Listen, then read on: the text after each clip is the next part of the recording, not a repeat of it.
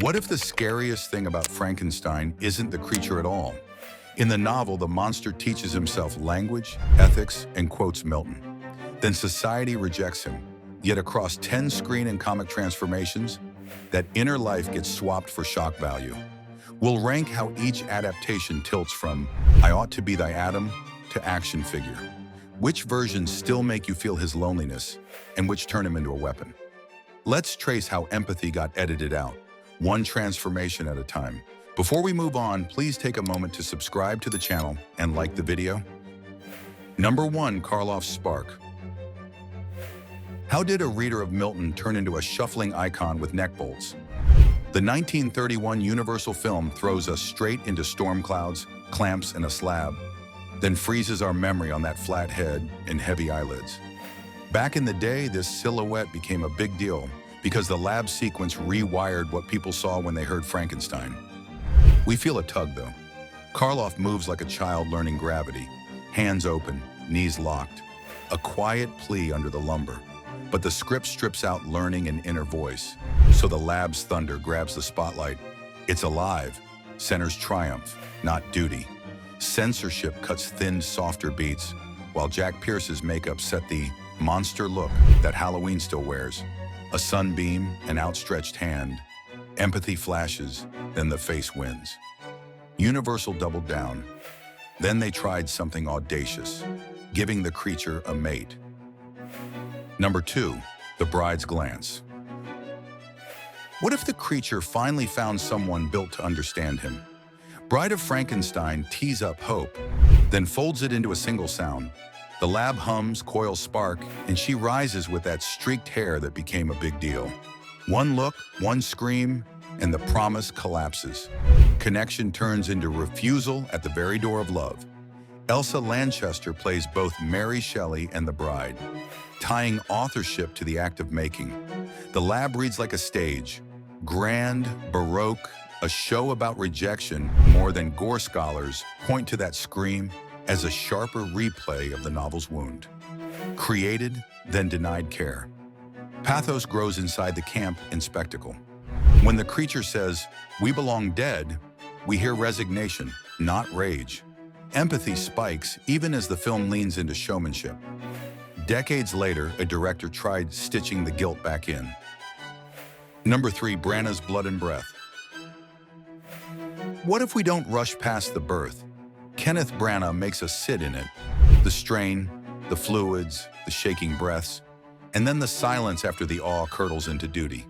Robert De Niro's creature opens his eyes and the film won't let Victor look away, even when he runs. The body isn't a mask. Every scar reads like a diary entry. He learns, he remembers, and he argues, edging closer to the novel's thinking, being paradise lost threads through his growth. He pleads for a companion, and the refusal lands like a verdict.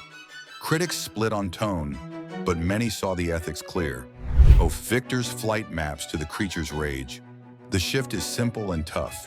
The question moves from, what is he, to what does Victor owe? Then the pendulum whips the other way, toward blades, destiny, and supernatural brawls. Number 4. I, Frankenstein. What happens when the creature gets a new name and a battlefield promotion? In I, Frankenstein, he's Adam, and the film hands him twin blades, a coat, and a mission brief. Destiny replaces doubt.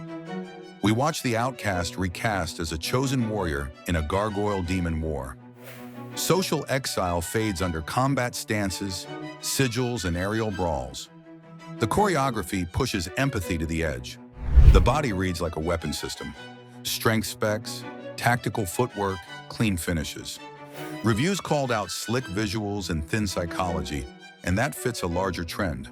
Classic monsters get retooled as crossover action leads, where spectacle takes the slot that used to hold inner life. The name Adam nods to "I ought to be thy Adam," but the pain resolves through power, not care. Elsewhere on TV, a quieter resurrection gave him a job and a fragile heart. Number 5. Penny Dreadful's Heir. Can a monster write poetry, crave tenderness, and still terrify? Penny Dreadful says yes by letting the creature speak for himself. He works among bodies, then slips into theaters to watch living faces, tracking the wound of his birth with a calm, steady voice. When violence hits, it follows longing, not spectacle, and he names why he did it. The show leans on literacy and memory. He reads, remembers, and argues for a companion while admitting the harm that choice could bring. That brings us back to the ethics of making and abandoning. Critics praised how the series restores interiority, framing monstrosity as a social judgment, not a built-in curse. The small turn that lands hardest comes when he picks solitude over arranged love. Responsibility for a breath fills the frame. Next, cinema trades quiet ache for a gothic superhero chase. Number 6, Van Helsing's Dynamo. What if the creature is literally a battery? In Van Helsing, the supercharged Frankenstein monster gets wired into a thunder-mad plan to jumpstart Dracula's offspring. Chases tear through bridges and gears, turning his body into infrastructure. He's hunted for wattage, not a soul. We still catch humor and flashes of nobility in his lines, but the plot keeps yanking him back onto the grid. He's a high-value object in a monster economy, a conduit more than a companion. Reviews called out kinetic pacing and lavish design, while pushing character depth to the side. The exploitation metaphor isn't hidden. It's a constant visual. Cables, lightning, switches. When he refuses to be a conduit, the action turns briefly humane. For a beat, he's a person, not equipment. Then the sprint resumes and the ledger stays cold. He's chased because he works. Another franchise went colder into biotech and black ops. Number 7, Underworld. In Underworld, awakening labs and lockups come with badges and scanners, not candlelight. The creature sits on a table because a corporation says he's property, logged like inventory and sealed behind glass. We watch sterile halls replace the old Gothic vibe, and the value assigned to his body runs on budgets and reports.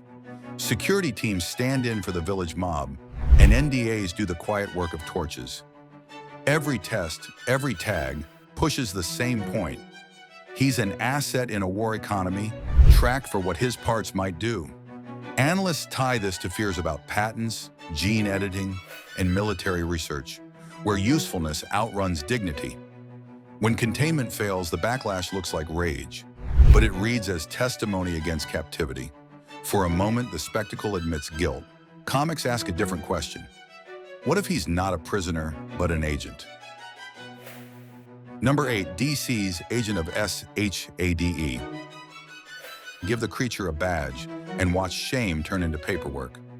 In DC Comics' Frankenstein, Agent of SHADE, he clocks in with a code, a squad, and missions that treat his stitches like standard issue.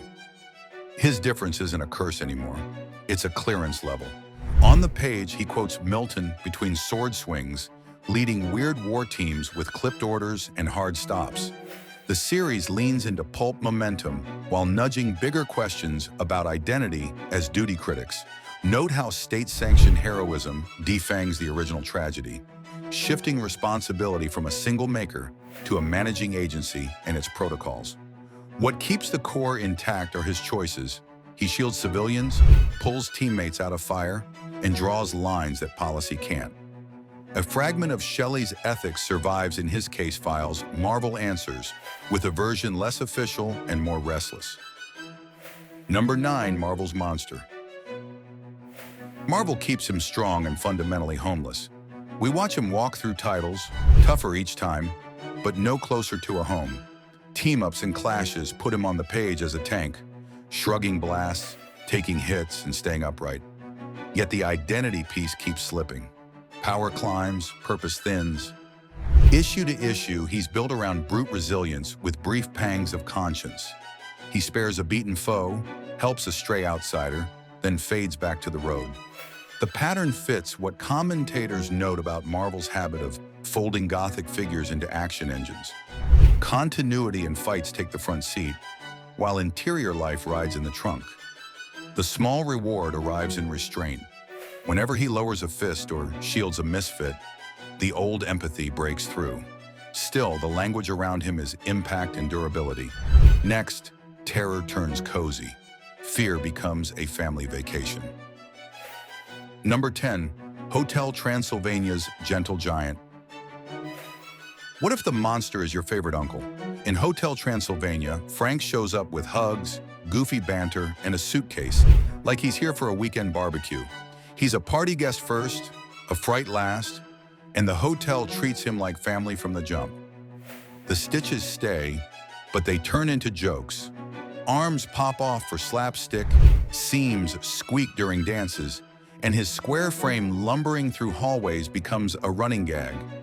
Kids laugh with him, not at him, because the design signals warmth and safety. The film builds community around him. Group photos, conga lines, and gentle teasing that dissolves fear. Family media scholars call this normalization. When icons of fear become lovable, young audiences practice acceptance and drop the other tag.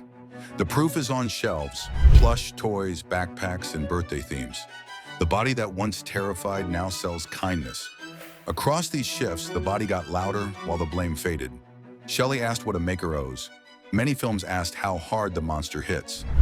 The result turns a moral crisis into a highlight reel, trading responsibility for spectacle and quiet pain for big moments. Before we file him under impact stats, there's the first plea.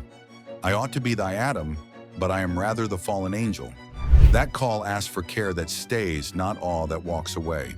If this changed how we see him, let's pass on the version that kept empathy alive and tell someone why it still matters.